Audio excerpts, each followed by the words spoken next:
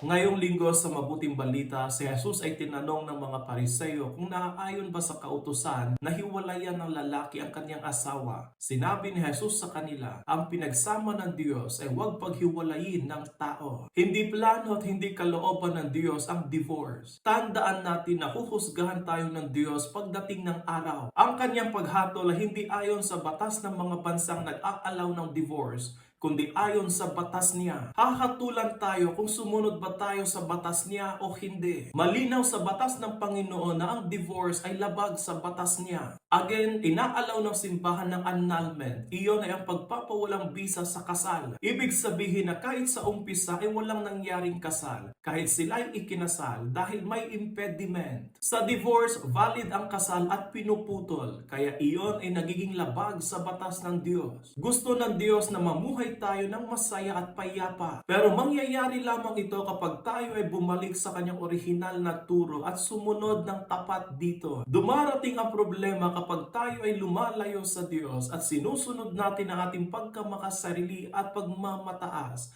at lumalayo tayo sa orihinal na plano niya. Kaya laging tawag ng Panginoon sa atin na pagsumikapan natin lagi na maging tapat sa Kanya, sa plano niya at sa batas niya.